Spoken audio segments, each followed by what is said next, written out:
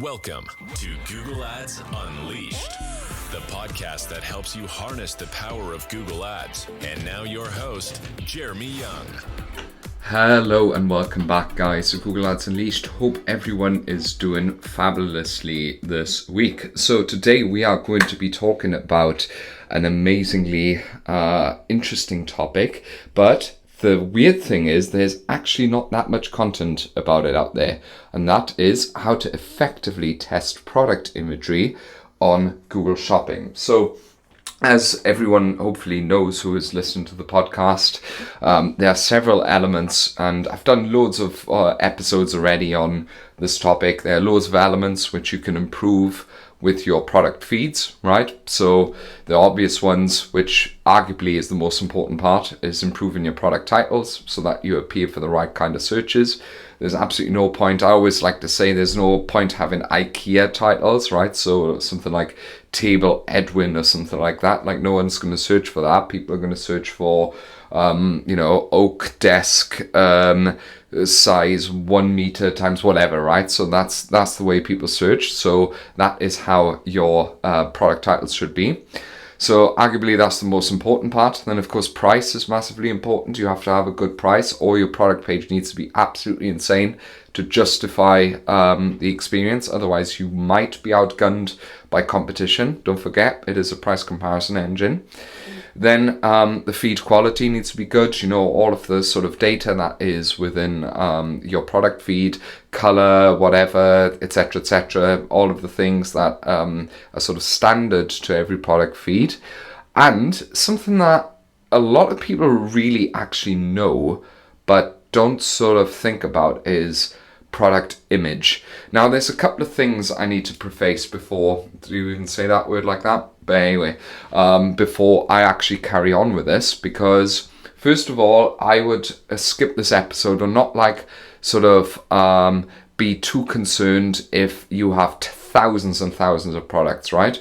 Because the reality is, you won't have time to optimize your images, right? There is absolutely nothing you can do to optimize your imagery to such a degree that it is shows some sort of efficacy or effectiveness, okay? Why is that? Because you've got a million other things to do, which are bigger levers than trying to optimize your images when you have 10,000 products, right? I would probably say this is more for, let's say you have a one product store or several product stores. You've got a very set of competitors, okay, where you can sort of compare what they're doing, what you're doing, etc. And you may, let's say, got a certain number of products, right, where over time you've excluded from your ads because they've not been profitable, but then you want to dive deep into the data. Why have they not been profitable? Let's say, for instance, conversion rate was bad, then probably the product page is something is wrong with that, or the offer. But if the click-through rate's bad, but the titles are great and everything, then maybe your image is bad. So that is where you want to swap it around, okay?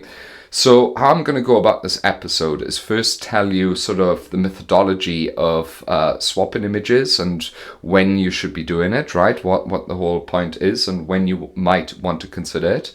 Then, like I said, the methodology, like how do you actually go about it? Because it's not as straightforward as you think, okay? And then I'm going to tell you about sort of the best sort of tools and other things, how you can test imagery, what type of stuff you can test, okay? So let's talk first about how you will want to test this, okay? So the reality is that it's extremely difficult to test the efficacy of changing your product image and what kind of impact this has on Google Shopping. I'll be honest, a lot of people are using this and want to be on like social media and so on and say, oh, you know, we changed the product imagery and we changed the results and so on. To be honest, images are not the biggest lever, right? So this is like the sort of stuff you want to get into when you want to really deep dive into what's going on with your ads on a very granular level, okay? And the only time you really want to be sort of testing an image is, well, like I said, when you have a low click-through rate, or when there's so many other things that you've tried in an auction that you will want to then stand out. And the best way I've found to go about this, there's no tool, right? You'd think there'd be some sort of tool out there which does some sort of product imagery testing, right? There isn't. So by the way, call to action. This is an opportunity for every advertiser. If you can find a tool to do A/B testing, then happy days, go for it. I think there's a market for that. But the reality is, the best way to go about it is with a manual feed, okay?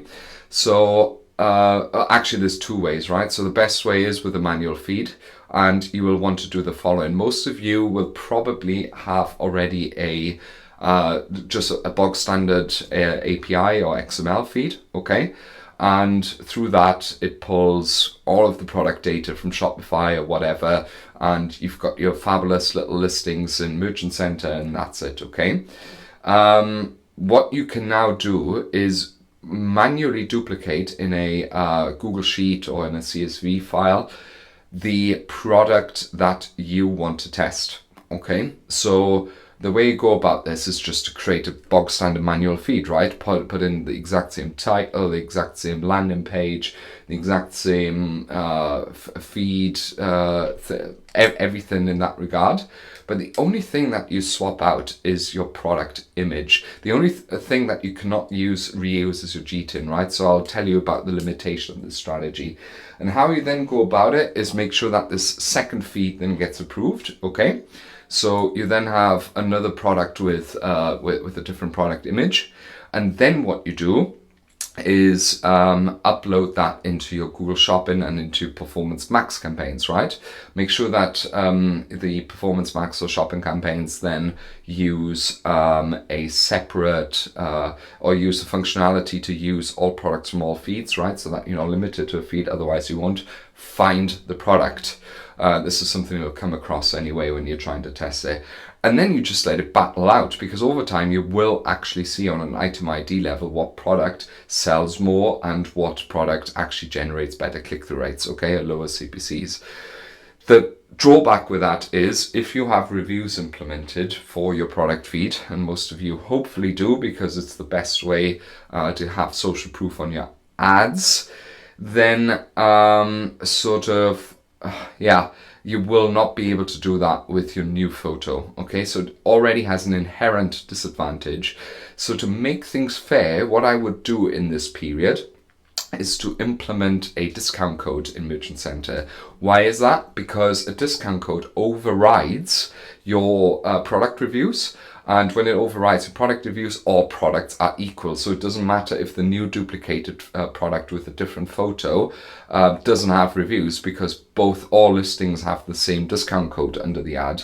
So it might sort of make your ads overall a little bit less effective, but that way you can very quickly see what kind of product works. So we've done that exact thing with one of our clients. He's very, very keen on dominating brand search at the moment. So it's a very specific case where basically what we've done is he's already running with a Google Sheet anyway. We have duplicated the Google Sheet, we've changed out the product imageries, and we run the exact same products, all of the products duplicate with different versions. And after 3 months of running it, we're actually finding out if there's some sort of patterns that are disrupting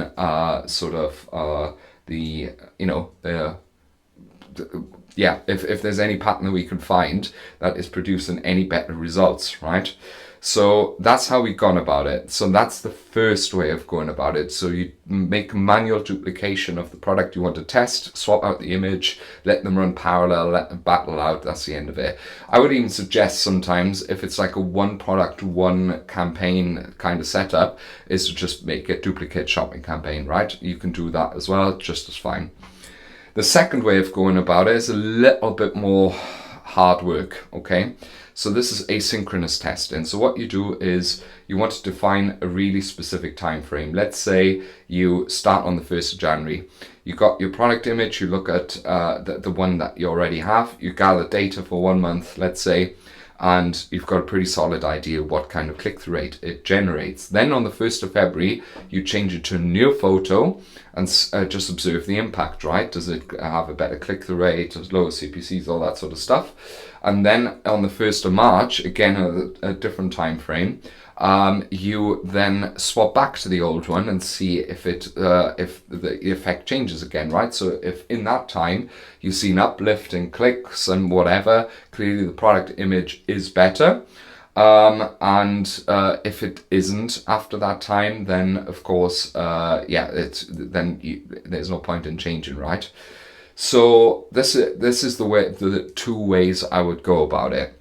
When would I do this? I would do this when I've run out of all options, when all titles are great, when the product feed is fully optimized, when you have reviews on there, when there's pretty much everything that you've done, and you're starting to be looking, especially with one product stores or maybe a few product stores, and you're starting to realize that potentially this might be one angle to stand out on the SERP, okay?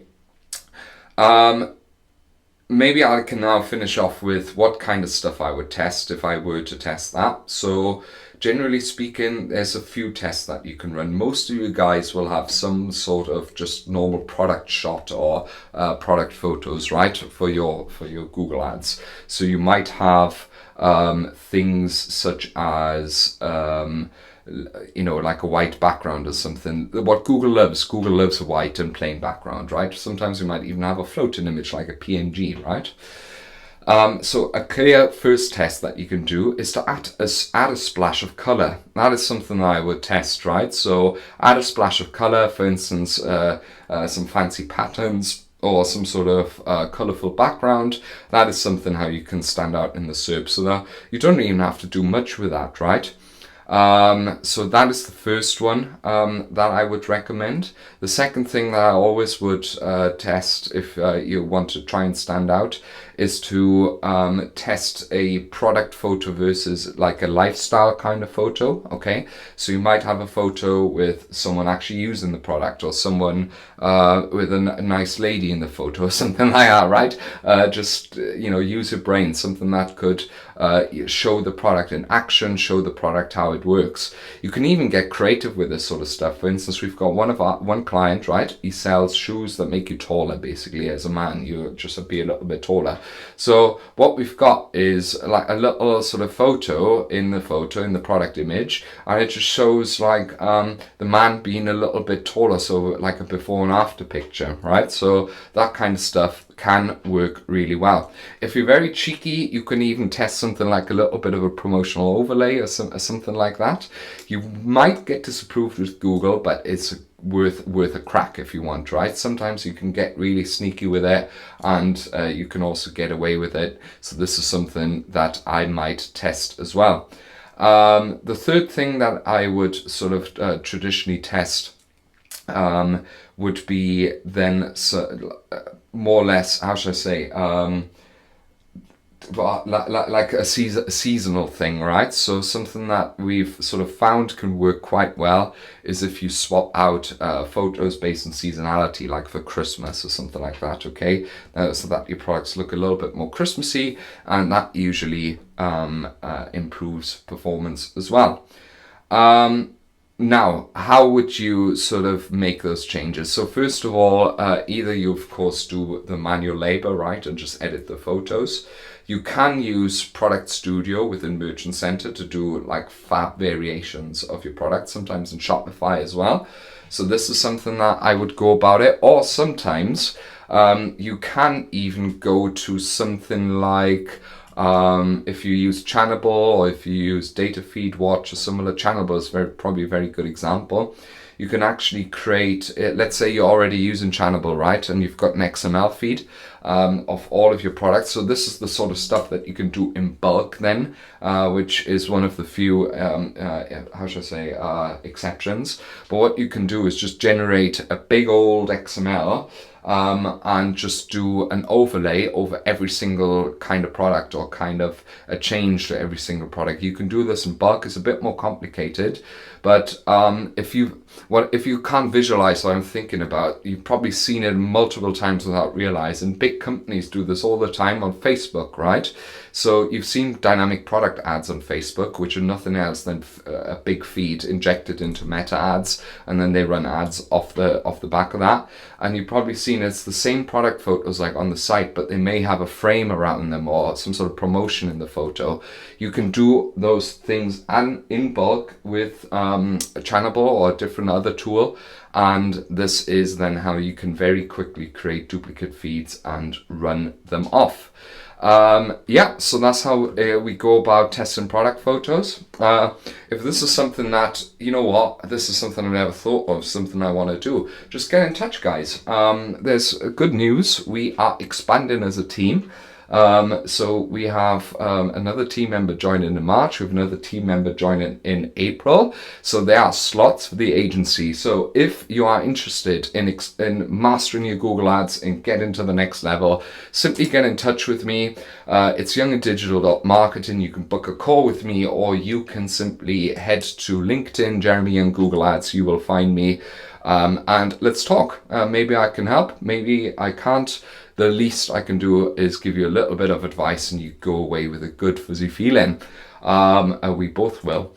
If you want to do Google Ads yourself, we also do one-to-one coaching. So get in touch. There's some slots now going in Q2. Our coaching's coming to an end now in March. New slots coming in Q2, and I'm super excited to get that started. This has been Jeremy Young, your personal Google Ads expert, and I wish you a happy and successful, productive week ahead. Thank you for listening to Google Ads Unleashed. Be sure to subscribe wherever you heard this podcast so you never miss a future episode. If you found value in today's podcast, please share it with others and leave a rating and a review. For more information or to connect with Jeremy, check him out online at www.younganddigital.marketing. Thanks again for tuning in, and we'll see you next time.